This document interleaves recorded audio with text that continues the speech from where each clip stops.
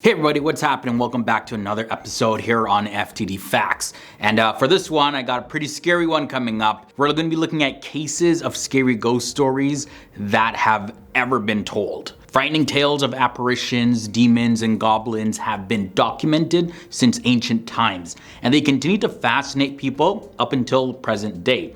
So let's take a look at some of them. Here are 10 real ghost stories that will definitely scare you. At number 10, we have Rolando. In 1949, a boy from Cottage City, Maryland, who was referred to as Rolando, underwent an exorcism performed by a group of Roman Catholic priests.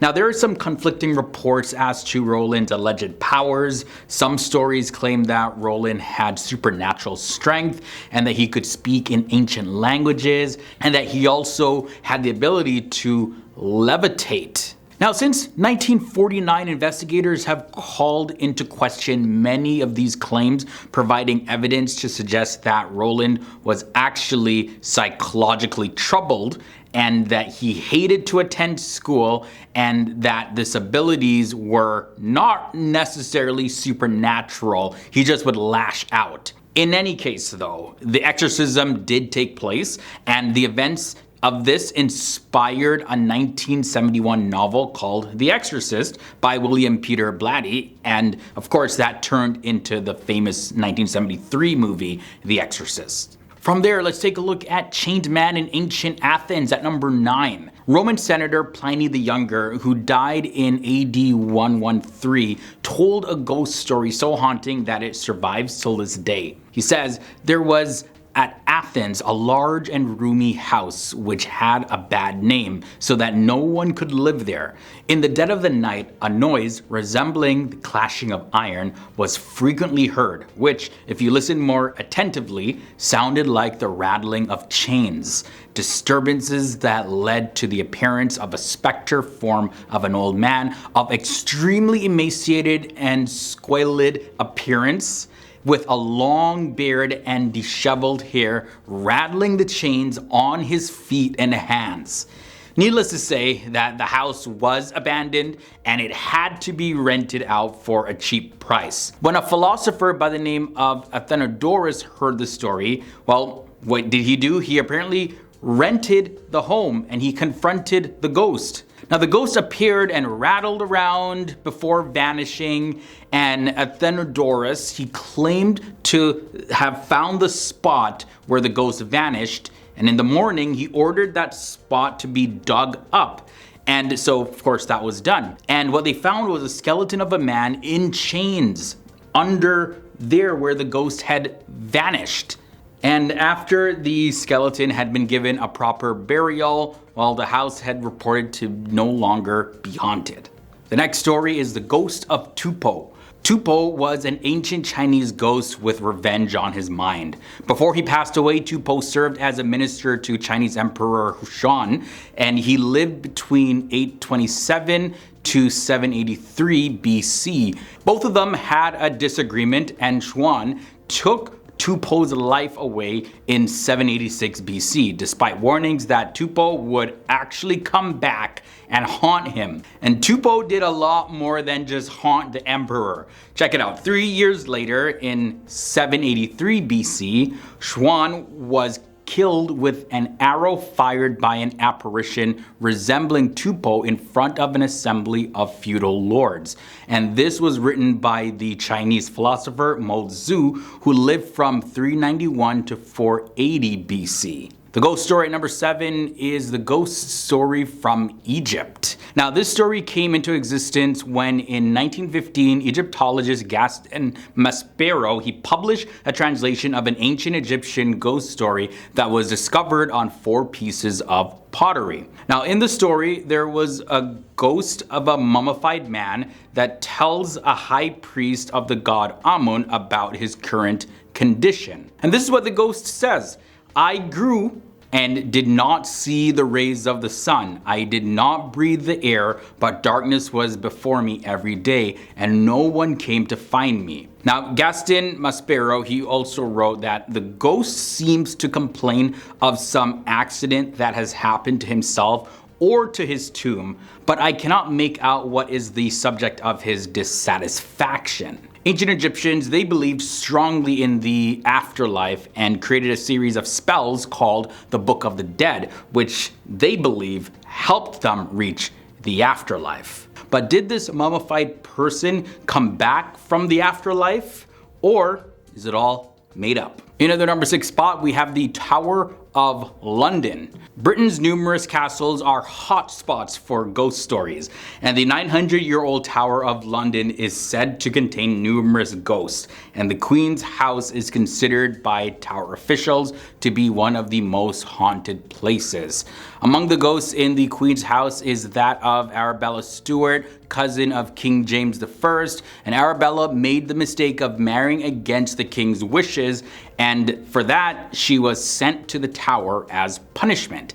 And according to ghost stories, she's actually still there, still serving her time. Next up at number 5, Ikigahara Woods. At the Ikigahara Woods, located at the foot of Mount Fuji in Japan, the corpses of dozens of victims who ended their own lives have been found over the past few decades, and the forest has become a very popular place for troubled Japanese citizens to, unfortunately, end their own lives. Now today there are signs in the forest urging people not to end their lives and asking them to just go and seek help. Given the number of incidents that have occurred in the forest, ghost stories of course abound. This next story has to do with a boarded up bathhouse.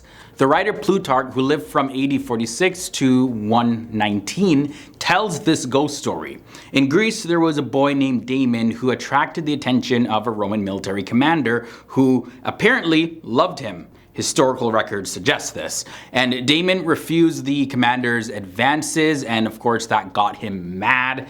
And knowing that he would have his life taken away if he did nothing about it, Damon got a group of friends together and ambushed the Roman commander and several other Roman soldiers and took their lives. Now the city council of Chaeronea in Greece, they condemned Damon and his friends to death.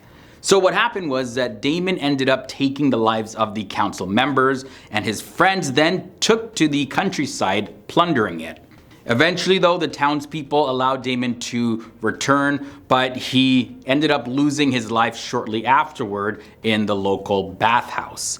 Now Plutarch then went on to write, and because for a long while thereafter, certain phantoms appeared in the place, and groans were heard there, and the door of the vapor bath was walled up. And to this present time, the neighbors think it the source of alarming sights and sounds. Number 3 takes us to the story of the Brown Lady. So back in the year 1936, there's a photographer taking pictures of the 300-year-old Rainham Hall of Norfolk in UK, and he captured an image of an apparition floating down the stairs. Now it's one of the most famous ghost photos ever taken, although some experts believe that it was just caused because of double exposure.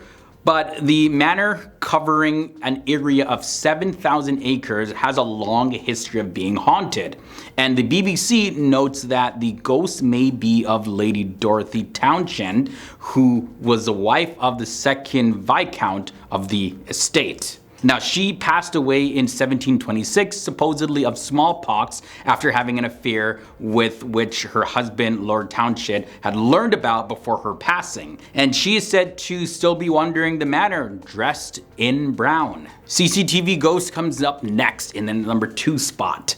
Hampton Court Palace in Surrey, England has also another photogenic ghost of its own popping up. So in 2003, there was some CCTV camera footage that caught an image of a skeletal figure clad in centuries-old clothes closing a sturdy fire door that had flung open. Now the ghost was actually nicknamed Skeletor, and it attracted a whole lot of media attention. I quote, "It wasn't just security staff who thought they were seeing things." A visitor wrote in the Palace Visitors book on the day that Skeletor appeared on camera that she too thought she had seen a ghost in that area. And this was according to the officials who wrote on the Hampton Court Palace Palace website. Coming in at the #1 spot, this story takes us to Amityville. The Amityville haunting is one of the most famous ghost stories in America. Ronald Dayfield Jr. was convicted for the 1974 ending of the life of his mother, father, and 4 of their children at their home in Amityville in New York. Reports indicate that the gun Ronald had used didn't have a silencer on it, and there was no sign of a struggle inside of the home. Now, in the year 1975, a new family, the Lutzes, they moved into the Amityville home, having bought it at a very discounted price, of course. Now, they lived there for less than a month. During the time, they heard voices around the house, and their daughter developed an imaginary friendship with a red-eyed pig called Jody. Now, the house also attracted swarms of flies, and there was some banging that was heard on the walls, as well as furniture was said to move on its own, and this is according to reports from the family that lived there. Paranormal investigators Ed and Lorraine Warren were called in to investigate, and they also reported encountering paranormal phenomena in the home. Alright guys, so this was a look at 10 real ghost stories that will definitely scare you. Let me know down below in the comment section if you have any experience whatsoever with the paranormal. Like, have you heard anything, seen anything that you just couldn't quite put reason behind? I want to hear all your thoughts and comments down below. If you did enjoy this one, don't forget to leave a big thumbs up. Until next time guys, stay awesome, stay educated, and look behind you. I'll see you guys real soon.